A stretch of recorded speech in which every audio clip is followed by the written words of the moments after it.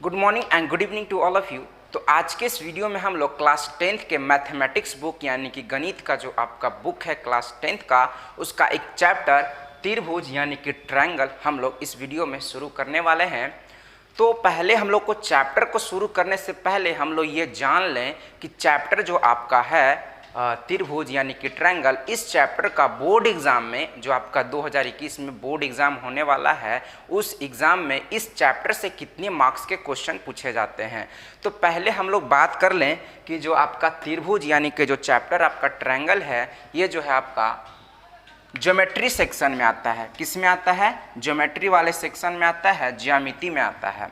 ठीक है, तो पूरे ज्यामिति से आपका लगभग 20 मार्क्स के आसपास क्वेश्चन आपके बोर्ड एग्जाम में पूछे जाते हैं सब मिलाकर, जिसमें ऑब्जेक्टिव, सब्जेक्टिव और दोनों टाइप के क्वेश्चन आपके बोर्ड एग्जाम में पूछे जाते हैं। तो हम लोग क्या बोले कि ज्योमेट्री से लगभग 20 मार्क्स के क्वेश्चन पूछे जाते हैं। तो ज्योमेट्री में आपका 2 चैप्टर आता है, एक आता है आपका त्रिभुज वाला चैप्टर आता है ट्रायंगल, और एक कंस्ट्रक्शन रचना है।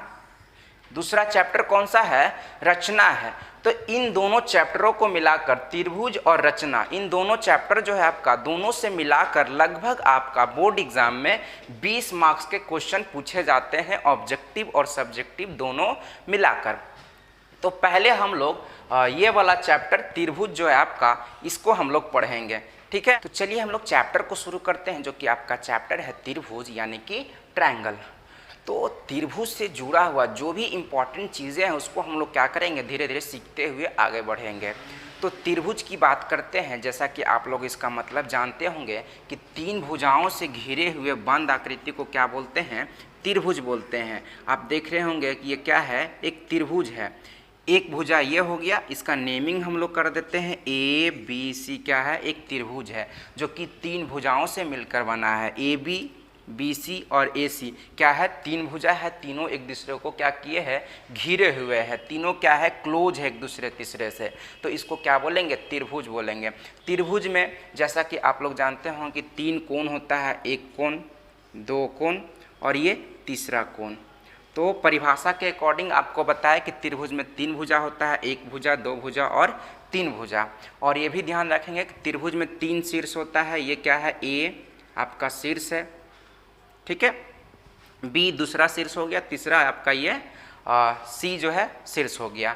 त्रिभुज के तीनों कोणों का योग जो है कितना होता है? 180 डिग्री होता है। कितना होता है? त्रिभुज के तीनों कोणों का योग जो है 180 डिग्री होता है। और बात करते हैं कि त्रिभुज के प्रकार की, त्रिभुज के टाइप्स कितने होते हैं। तो कोण के अकॉर्डिंग देखा जाए, हम लोग इसको सीखते हुए चलेंगे कि कोण के हिसाब से देखा जाए,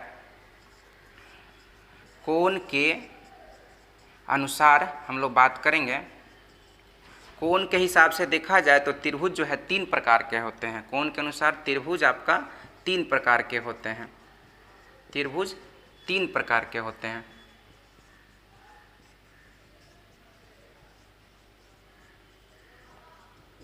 कौन कौन सा त्रिभुज होता है? तो पहला जो आपका हो गया वो न्यून कोण त्रिभुज होता है। कौन सा त्रिभुज?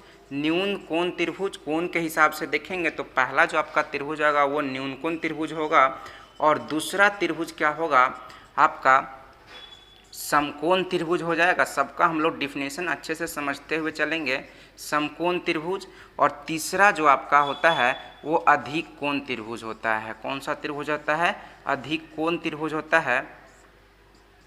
तो तीनों का डिफिनेशन आप लोग को ये पीछे पढ़ चुके होंगे, इसलिए हम लोग थोड़ा सा क्या कर रहे हैं, इसको रिवीजन कर ले रहे हैं, क्योंकि ये आपका जो सिलेबस है 10th क्लास का, उसमें बहुत जगह आपको ये सारे त्रिभुज का यूज़ आपको मिलेगा।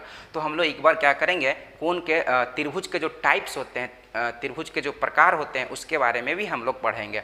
तो कोण के हिसाब से बात करेंगे। किसके हिसाब से? कोण के हिसाब से बात करें तो त्रिभुज कितने प्रकार के होते हैं? 3 प्रकार के होते हैं। पहला जो है आपका न्यून कोण त्रिभुज। तो न्यून कोण त्रिभुज क्या होता है? तो जिस त्रिभुज का हर एक कोण 90 डिग्री से कम हो। आप देख रहे होंगे ये ABC आपका एक त्रिभुज है और इसके हर एक कोण का मान लीजिए 60 डिग्री है, ये 55 डिग्री है, ये क्या हो जाएगा आपका 65 डिग्री हो जाएगा। तो न्यूनकोण त्रिभुज किसको बोलेंगे? तो जिस त्रिभुज का हर एक कोण, प्रत्येक कोण क्या हो 90 डिग्री से कम हो। आप देख रहे हैं ये सारे कोण का मान क्या है 90 डिग्री से कम है, तो इसको कौन सा त्रिभुज बोलेंगे? न्यूनकोण त्रिभुज बोलेंगे। दूसरा हो गया आपका समकोण त्रिभुज। समकोण त्रिभुज किसको कहते हैं? तो जिस त्रिभुज का एक कोण क्या हो 90 डिग्री हो, जिस त्रिभुज का एक कोण क्या हो 90 डिग्री हो, उसको क्या बोलेंगे? समकोण त्रिभुज बोलेंगे। आप यहाँ पे देख रहे होंगे कि आपका त्रिभुज ABC है जो कि एक समकोण त्रिभुज है। फिर हम लोग बात करते हैं तीसरा जो आपका त्रिभुज है अधिक कोण त्रिभुज। तो अधिक कोण त्रिभुज किसको कहेंगे? तो अधिक कोण त्रिभुज का मतलब क्या हो गया कि जिस त्रिभुज का एक कोण जो है क्या होगा 90 डिग्री से ज़्यादा होगा, तो उस त्रिभुज को हम लोग कहेंगे अधिक कोण त्रिभुज कहेंगे। इसका फिगर देखेंगे आप लोग। अधिक कोण त्रिभुज का हम लोग क्या बोले? जिसका एक कोण क्या हो 90 डिग्री से ज़्यादा हो। तो 90 डिग्री तो हमारा यहाँ पे आता है इस तरह से, ठीक है, इस तरह से आप देख रहे हैं। तो ये 90 डिग्री का कोण बन रहा है, तो इसमें हम लोग क्या बोले? अधिक कोण त्रिभुज। तो हम लोग अधिक 90 से इधर पीछे की तरफ आएंगे तो क्या हो जाएगा? ये एंगल आपका बढ़ जाएगा। क्या होगा? ये एंगल आपका बढ़ जाएगा और इसको यहाँ से मिला देंगे तो क्या हो गया? ये अधिक कोण त्रिभुज हो गया। इसका नेमिंग कर देंगे ABC। तो तीनों त्रिभुज के बारे में हम लोग जान गए कि त्रिभुज कोण के हिसाब से बात करेंगे तो त्रिभुज तीन प्रकार का होता है आपका। एक होता है न्यूनकोण, दूसरा क्या बोले समकोण त्रिभुज, तीसरा अधिक कोण त्रिभुज। अब हम लोग भुजा के हिसाब से बात करेंगे। अकॉर्डिंग टू साइड देखा जाए, साइड के हिसाब से, कोण के हिसाब से तो हम लोग बात कर लिए। अब भुजा के हिसाब से देखा जाएगा तो त्रिभुज कितने प्रकार के होते हैं? 3 प्रकार के होते हैं। कोण के अनुसार नहीं, अब हम लोग भुजा के हिसाब से देखेंगे। भुजा के अनुसार त्रिभुज कितने प्रकार के होते हैं? 3 ही प्रकार के होते हैं। पहला आपका कौन सा त्रिभुज होता है? पहला जो आपका त्रिभुज होता है वो समबाहु त्रिभुज होता है। क्या उसको बोलते हैं? समबाहु त्रिभुज। दूसरा जो है आपका होता है समद्विबाहु त्रिभुज, समद्विबाहु त्रिभुज, ठीक है। और तीसरा होता है आपका विषम बाहु त्रिभुज, विषम बाहु त्रिभुज। ये तीनों त्रिभुज का डिफिनेशन क्या होता है? तो समबाहु त्रिभुज, सबके नाम में ही क्या है? परिभाषा छिपा हुआ है। समबाहु त्रिभुज का मतलब क्या होता है? जिस त्रिभुज के तीनों भुजा का लंबाई जो है क्या हो? बराबर हो। मान लीजिए ये ABC क्या है? त्रिभुज है, तो पहला भुजा का लंबाई मान लीजिए 5 सेंटीमीटर है, तो दूसरा का भी 5 होगा, तीसरा का भी क्या होगा? 5 होगा। यानी कि तीनों भुजा की लंबाई जब बराबर हो तब उसको कहेंगे समबाहु त्रिभुज कहेंगे, ठीक है। अब समद्विबाहु त्रिभुज की बात करते हैं। दूसरा नंबर की बात करते हैं, पहला हो गया, दूसरा की बात करते हैं समद्विबाहु त्रिभुज। तो समद्विबाहु त्रिभुज का परिभाषा क्या हो जाएगा? जिस त्रिभुज की दो भुजा की लंबाई क्या हो? बराबर हो, उसको समद्विबाहु त्रिभुज कहेंगे। तीसरा हो गया विषम बाहु त्रिभुज। तो विषम बाहु त्रिभुज किसको कहेंगे? जिसकी तीनों भुजा की लंबाई क्या हो? डिफरेंट हो, अलग अलग हो, उसको विषम बाहु त्रिभुज कहेंगे। ये क्या हो गया आपका? विषम बाहु त्रिभुज हो गया। ये क्या है? सबसे बड़ा भुजा है, ये उससे थोड़ा सा बड़ा भुजा है, ये सबसे छोटा भुजा है। तो ये तीनों भुजा की लंबाई क्या हो गया? डिफरेंट अलग अलग होगा, तो उसको विषम बाहु त्रिभुज कहेंगे। तो त्रिभुज के बारे में इतना बेसिक जानना बहुत ज़रूरी था, तो ये हम लोग त्रिभुज का बेसिक जान लिए। अब हम लोग दो त्रिभुजों के समरूप होने के क्या शर्त हैं, दो त्रिभुज कब समरूप होता है, इसके बारे में जानेंगे। तो दो त्रिभुजों आपके लिए जो 10th क्लास में जब आप पहुंच जाते हैं तो आपके लिए समरूपता जो वर्ड है ये नया आपको मिलता है। तो दो त्रिभुज के समरूप होने का क्या शर्त है, क्या परिभाषा है उसका, इसको समझने के लिए आप लोग जैसे कि हम लोग एक चीज़ और समझते हैं। आप लोग 9th क्लास में पढ़े होंगे कि दो त्रिभुज सर्वांगसम कब होता है। दो त्रिभुज लेते हैं, यहाँ ये बात आपको समझाते हैं, उसके बाद आपको ये समरूपता क्या होता है, दो त्रिभुज का समरूपता क्या होता है वो आपको अच्छे से समझ में आ जाएगा। ठीक है, तो हम लोग 9th क्लास में आप लोग पढ़े होंगे कि दो त्रिभुज लिए, नाम दे देते हैं A B C और ये एक त्रिभुज का नाम हो गया, दूसरा त्रिभुज DEF हो गया। ये दोनों त्रिभुज सर्वांग सम, क्या बोले, सर्वांग सम कब होता है, ये आप लोग अच्छे से पढ़े होंगे, सर्वांग सम।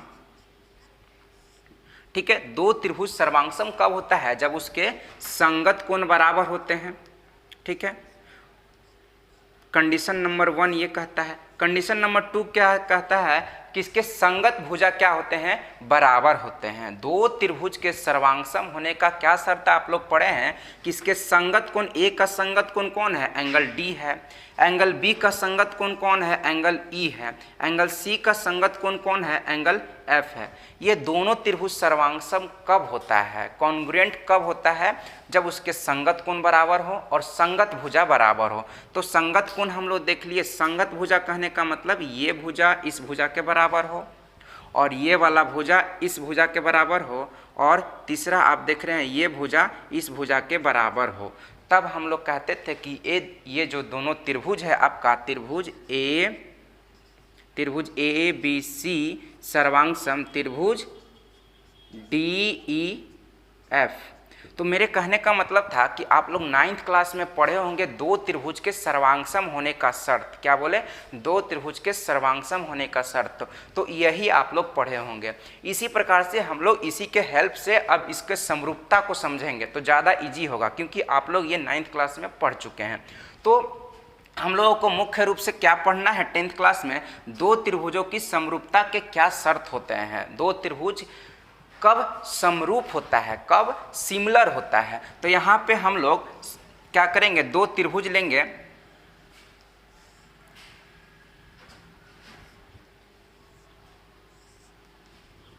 ABCDE और F। यहाँ भी हम लोग क्या किए, दो त्रिभुज लिए। ठीक है, अब इसको हम लोग यहाँ पे इन दोनों त्रिभुजों के मदद से हम लोग क्या सीखेंगे कि दो त्रिभुज समरूप कब होते हैं, सिमिलर कब होते हैं। क्योंकि हम लोगों को 10th क्लास में मुख्य रूप से यही पढ़ना है कि दो त्रिभुज के समरूप होने के क्या शर्त हैं।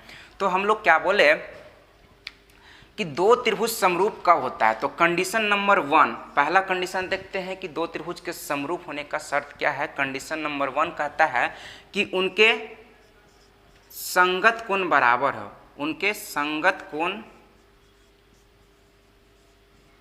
कोण बराबर हो, तथा कंडीशन नंबर 2, कंडीशन नंबर 2 क्या कहता है कि उनके संगत भुजा, उनके संगत भुजा का अनुपात बराबर हो। क्या बोले, यहाँ पे ये वर्ड जो है डिफरेंट थोड़ा नया आता है। ठीक है, क्या बोले, अनुपात बराबर हो। तो दोनों कंडीशन को हम लोग आराम आराम से समझते हैं। क्या बोले, ये दोनों त्रिभुज समरूप कब होगा, क्या बोले, दोनों त्रिभुज समरूप कब होगा, तो उनके संगत कोण क्या हो, बराबर हो। तो एंगल, ये दोनों त्रिभुज देखेंगे ध्यान से, आपका एक त्रिभुज ABC है, दूसरा त्रिभुज DEF है। तो एंगल A का संगत कोण कौन सा हो जाएगा, एंगल D हो जाएगा। और एंगल B का जो आपका कोण B है, इसका संगत कोण कौन सा हो जाएगा, एंगल E हो जाएगा। और एंगल C जो है आपका, इसका संगत कोण कौन सा हो जाएगा, एंगल F हो जाएगा। तो कंडीशन नंबर 1 आपको समझ में आया होगा कि ये दोनों त्रिभुज समरूप कब होता है, तो उनके संगत कोण बराबर हों। तो संगत कोण इसको हम लोग इस तरीके से लिख सकते हैं। ठीक है, आप लोग यहीं पे लिखेंगे, ज़्यादा अच्छा रहेगा। यहाँ पे जगह नहीं है तो हम लोग यहीं पे लिख लेते हैं नंबर देकर। ठीक है, क्या बोले, condition angle A angle D के बराबर हो, comma angle B angle E के बराबर हो, तथा एंगल C जो है एंगल F के बराबर हो। Condition number 1। कंडीशन नंबर 2 इसको समझेंगे,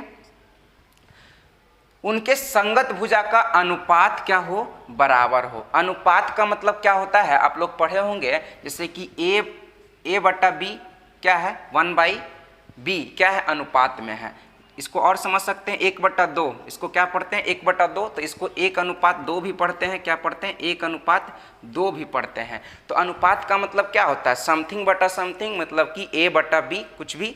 ठीक है, तो कंडीशन नंबर 2 बोला उनके संगत भुजा का अनुपात बराबर हो, यानी इन दोनों त्रिभुज के संगत भुजा का अनुपात बराबर कहने का मतलब ये जो AB भुजा है इसका संगत भुजा कौन हो जाएगा, DE हो जाएगा, और AC का संगत भुजा कौन हो जाएगा, DF हो जाएगा, और BC का संगत भुजा कौन हो जाएगा, EF हो जाएगा। इसका अनुपात बराबर लेना है। तो यहाँ पे इन दोनों त्रिभुजों के संगत भुजा का अनुपात हम लोग लेते हैं, जैसे कि आपको बताया AB बटा DE, AB बाई DE बराबर हो जाएगा AC बटे DF, AC बटे DF बराबर BC बटे EF।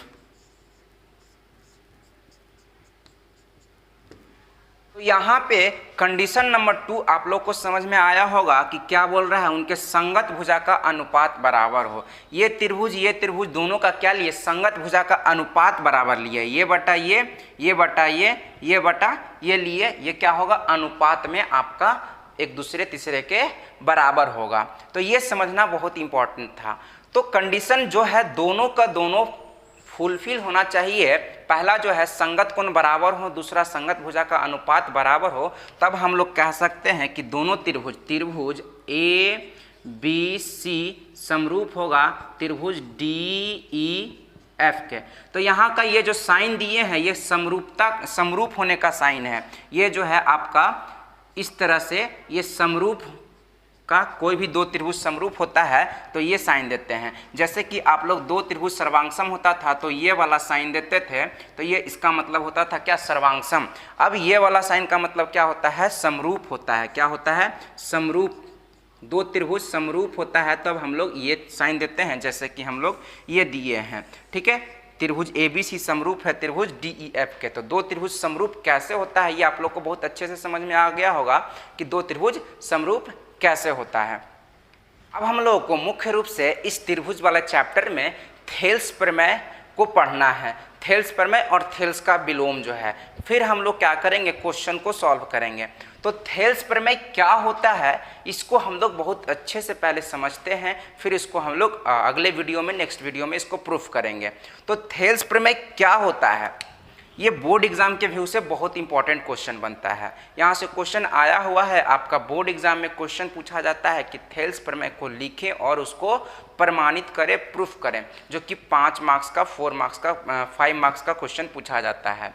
तो थेल्स प्रमेय क्या होता है, तो थेल्स प्रमेय का ही दूसरा नाम इसको हम समझते हैं अच्छे से। ठीक है, पहले इसको देख लेते हैं। थेल्स प्रमेय का दूसरा ही नाम क्या है, आधारभूत समानुपातिकता प्रमेय है। ठीक है, इसका मूल रूप से आधारभूत समानुपातिकता प्रमेय ही नाम है, लेकिन जो थेल्स गणितज्ञ थे उन्हीं के सम्मान में इस थ्योरम को हम लोग, क्योंकि इस थ्योरम को थेल्स ही दिए थे जो कि गणितज्ञ थे, महान गणितज्ञ थे, उन्होंने ही इस थ्योरम को दिया था, थेल्स प्रमेय जिसको कहते हैं। ठीक है, यानी कि ये दोनों प्रमेय क्या है, सेम है, कोई डिफरेंट नहीं है। तो थेल्स प्रमेय क्या होता है, तो किसी त्रिभुज में, क्या बोले, किसी त्रिभुज में एक भुजा के समांतर, हम लोग इसको समझेंगे अच्छे से फिगर से, किसी त्रिभुज में एक भुजा के समांतर खींची गई रेखा अन्य दो भुजाओं को बराबर अनुपात में विभाजित करता है। क्या बोले कि किसी त्रिभुज में, ये त्रिभुज ले लिए हम लोग, ठीक है, इसका नेमिंग कर दिए ABC, त्रिभुज का नेमिंग कर दिए। तो बोल रहा है, स्टेटमेंट बोल रहा है, थेल्स प्रमेय क्या कह रहे हैं इसको हम लोग अच्छे से समझते हैं। तो थेल्स प्रमेय क्या बोले कि कोई भी त्रिभुज बनाइए, कोई भी त्रिभुज बनाइए, तो एक त्रिभुज हम लोग बनाए, इसमें एक भुजा के समांतर, समांतर कोई भी लाइन होता है, भुजा होता है, तो इसके समांतर कैसे हम लोग खींचते हैं, इसको समान दूरी, इसके बीच का दूरी क्या होना चाहिए, दोनों के बीच का दूरी क्या होना चाहिए, समान होना चाहिए। तो ये हम लोग ये लाइन और ये लाइन क्या बोलेंगे, समांतर है, दोनों भुजा क्या है, समांतर है। तो ये एक भुजा है, BC क्या है, एक भुजा है, 3 भुजा में से एक भुजा है, तो इस भुजा के समांतर एक रेखा खींच दिए, इसका नाम दे देते हैं P और Q। तो ये जो रेखा खींचे PQ क्या करेगा, अन्य दो भुजा AB और AC को बराबर अनुपात में विभाजित कर देगा। क्या बोले, यदि PQ समानांतर BC हो तो क्या होगा, ये जो भुजा है PQ, इस भुजा को AB को और AC को बराबर रेशियो में, बराबर अनुपात में डिवाइड करेगा। यानी कि AP इस भुजा का अनुपात क्या लेंगे, AP बटा BP लेंगे। AP बटा BP बराबर इस भुजा का, AC भुजा का अनुपात क्या लेंगे, AQ बटा QC लेंगे। AQ बटा QC लेंगे।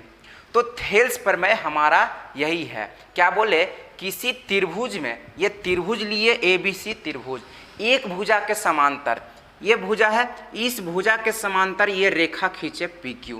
PQ क्या करेगा, इस भुजा को, AB भुजा को और AC भुजा को बराबर अनुपात में विभाजित करेगा। तो AB भुजा का अनुपात क्या लेंगे, AP बटा BP लेंगे अनुपात, ठीक है।